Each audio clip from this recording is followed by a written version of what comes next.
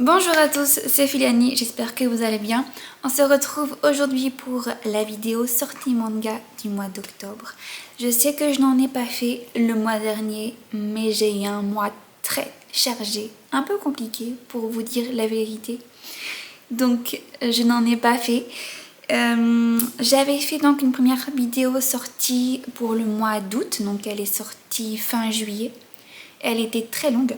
Donc pour ce format, je vais changer le concept. Je ne vais pas dévoiler la liste entière des mangas qui vont sortir. Sinon, on va en avoir pour des plombes, encore une fois. Je vais également mettre la priorité sur les mangas que moi, je suis personnellement. Donc les sorties qui m'intéressent. Et éventuellement quelques sorties de mangas phares, des gros titres hyper connus. Et voilà, donc j'espère que cette nouvelle formule sera plus attractive pour vous. N'hésitez pas à me le dire dans les retours en commentaire. Petit aparté, on a dépassé les 100 abonnés. Merci infiniment à tous les nouveaux abonnés qui sont arrivés sur la chaîne. J'espère que ma chaîne va vous plaire. N'hésitez pas à me faire tous vos retours. Vraiment, je suis très ouverte, très curieuse. Et voilà, merci infiniment. Alors, on va commencer ce mois de sortie par la sortie aujourd'hui même d'un manga qui se nomme Kill Blue. Donc voici la couverture du tome numéro 1. Le manga est édité par Crunchyroll. C'est un manga comédie school life. On y suit l'aventure de Juzo, donc, qui est un pro de la gâchette. Sauf que un jour, durant une mission, il se fait piquer par une guêpe. Et il se retrouve propulsé dans un corps d'adolescent et il va devoir enquêter dans un lycée alors qu'il n'est pas tout à fait à l'aise avec les adolescents. À savoir qu'en étant adulte, il a lui-même une fille apparemment. Donc voilà, je pense que ça annonce tout un tas de scènes plutôt cocasses et comiques. Pourquoi pas tester? C'est la sortie également du tome 7 de Burn the House Down. Ça me fait penser que je suis grave à la bourre puisque je m'étais arrêtée au tome 4. Donc j'en ai 3 à acheter, je n'ai pas intérêt à lézarder, sinon je vais repousser ça encore et encore. Donc c'était l'histoire d'une demoiselle, je n'ai plus son nom en tête, me demandez pas, qui se faisait passer pour une femme de ménage dans une maison pour pouvoir enquêter sur sa famille, donc qui est partie en éclats suite à plein d'histoires. Je vais vraiment pas en dire plus parce que j'ai peur de vous spoiler. Donc le tome 7 sort aujourd'hui et donc voilà, j'ai 3 mangas à ajouter à mon panier. Demain sort Défiguré tome 1, donc c'est un manga drame psychologique horreur, mais également romance. Il vient tout droit des éditions Omake Books. Bien qu'elle porte un cache-œil, Shina est une lycéenne joyeuse et aimée de tous ses camarades, mais elle cache une part très sombre en elle. Un jour, un garçon de sa classe, qui s'appelle Kaname, découvre le journal intime de Shina dans lequel elle écrit se préparer au plus beau suicide du monde. Il va donc essayer de l'aider, mais lorsqu'il va la suivre dans une école abandonnée qui empeste la mort, il découvre un autre de ses lugubres secrets. Une romance sombre et gore avec une héroïne qui côtoie déjà la folie. Alors, je sais pas vous, mais moi en tout cas, ce manga, il m'intrigue énormément. Défiguré volume 1, donc il sort demain, donc c'est un manga que je vais ajouter à ma liste en cours. Je sais, j'en ai déjà beaucoup, plein à finir et tout, je suis déjà en retard sur beaucoup de choses, mais là je suis beaucoup trop hypée par ce manga. Demain également nous avons la sortie du tome 9 de la série Sweet Home, enfin du manga Sweet Home. C'est un manga que je ne suis pas particulièrement en manga justement, mais j'ai découvert la série sur Netflix, j'ai accroché dès la saison 1. Il faut encore que je regarde la saison 3. Mais voilà, pour ceux qui s'intéressent à ce manga, le tome 9 sort demain. On passe aux sorties du 9 avec la sortie du tome 2 de la série Blush. Je vous en avais déjà parlé sur ma première vidéo sortie du mois d'août.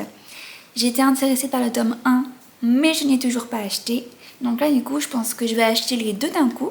Donc manga édité chez Pika et il s'agit d'une comédie romance. Donc il a l'air vraiment tout mignon, tout plein, tout kawaii. Toujours le 9, nous retrouvons le tome 3 de la série You're My Soulmate.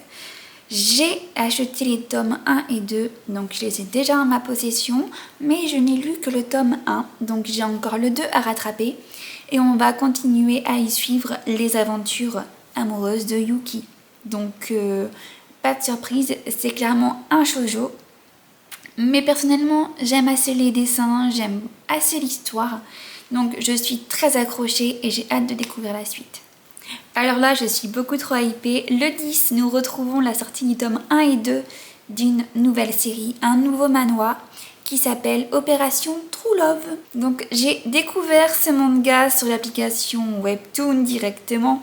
Alors je trouve que ça traîne un peu en longueur au niveau du Webtoon. Donc je ne sais pas si j'achèterai les livres puisque donc chaque tome est quand même à 12,95 €. C'est un prix puisque c'est un Webtoon. Mais je sais pas, j'hésite. Puisque j'ai bien avancé sur le manga, sur les scans. Donc bon, j'ai quand même envie de savoir comment tout ça va se terminer. Et donc ce sera chez les éditions Michel Lafon. Et on va lire ensemble le petit résumé du tome 1. Et si l'amour que l'on reçoit dans sa vie était prémédité ? Grâce à un mystérieux téléphone qui lui indique la quantité d'amour que chacun recevra, Suae découvre que son score est proche du néant. La jeune femme tente le tout pour le tout afin de briser cette malédiction. Donc je vais pas en dire trop, mais on y suit l'histoire donc de Suae, donc qui découvre avec horreur qu'elle n'aura aucune chance en amour. Elle va tout faire pour briser le destin, avoir quelqu'un qui l'aime en retour. Et voilà, donc elle a également une demi-sœur qui n'est pas vraiment sa sœur puisque c'est une fille qui a été recueillie dans sa famille. On va découvrir qu'elle a un visage pas très honnête non plus. Mais voilà, j'en dis pas plus. C'est un manga, je pense, que je vais forcément finir par acheter parce que c'est comme ça. J'ai découvert, j'aime bien. Je crois pas que je vais pouvoir passer à côté. On passe aux sorties du 11 avec Sakura Saku volume 7. J'ai les tomes 4, 5 et 6 à lire encore. Je les possède mais je n'ai pas trouvé le temps de les lire. Je ne peux pas vous en dire plus puisque comme je viens de le dire, je n'ai pas encore lu le tome 5 et 6 et 4. Donc voilà, il faut que je puisse me mettre à jour avant de pouvoir vous raconter ce qu'on peut potentiellement trouver dans le tome 7. Mais celui-ci, donc je vais également me le prendre. Le 16 octobre sort le volume 3 de la série Earth Programme. Je vous avoue que je ne connaissais pas cette série, mais la couverture du tome 3 m'a fortement intriguée. Et en découvrant le manga, donc j'aime les couvertures du tome 1 et 2 également. Elles sont trop magnifiques. Je me suis donc renseignée sur le manga en question. Il s'agit d'une romance des éditions Delcourt. Et du coup, je vous avoue que le résumé du manga m'intéresse énormément. Je vous le lis avec vous. Kyu Uzami vit seul avec sa mère. Un jour d'été, il voit débarquer chez lui un robot qui ressemble à s'y méprendre à une jeune fille. Cette créature est venue étudier l'âme humaine. Et le jeune Kyu va rapidement se rendre compte qu'on peut facilement tomber amoureux d'un être pourtant dépourvu de cœur. J'aime trop. Là tout de suite ça fait un peu penser au manga Chobits que j'avais également grave adoré à l'époque. Donc voilà, je pense que je vais m'acheter les 3 premiers tomes d'un coup dès que le tome 3 sera sorti. Le 16 toujours, on a la sortie d'une nouvelle série, donc Les Noces d'Eluciole des éditions Glénat. Écoutez, c'est un drame historique qui m'attire particulièrement par la couverture. Moi je sais, je marche beaucoup par les couvertures, hein. Je suis très spéciale. En plein air Meiji, Satoko n'a qu'un seul souhait, se marier pour l'honneur de sa famille.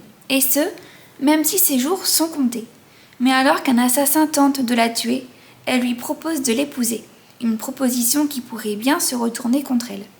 Le résumé est vraiment ultra simpliste. Mais je ne sais pas pourquoi, ça m'intrigue énormément, surtout que on parle de jours comptés, donc on suppose qu'elle est mourante, sans doute malade. Donc ça m'intéresse au plus haut point et j'ai vraiment envie de l'ajouter à ma collection, celui-là. Le 18, nous avons la sortie du tome 13 de Sexy Cosplay Doll, J'ai vraiment super hâte puisque j'ai acheté donc jusqu'au tome 8 il me semble la série. Il y a plein de mangas que je n'ai pas encore lu du tome 3 au 8 du coup. Et donc jusqu'au 13 puisque je me rends compte que je suis grave à la bourre. Mais voilà, j'aime beaucoup l'histoire de Marine. Donc j'ai vraiment hâte de lire la suite. Et c'est une série donc que je vais acheter également. Enfin que je vais continuer d'acheter. On passe aux sorties du 23 avec le tome 5 de Limite. Limite donc c'est une série qui parle de survie. J'ai donc lu simplement le tome 1 et 2 pour l'instant. Il faut que je rattrape le 3 et le 4. Donc là du coup la couverture me spoil l'arrivée d'un nouveau personnage. Super.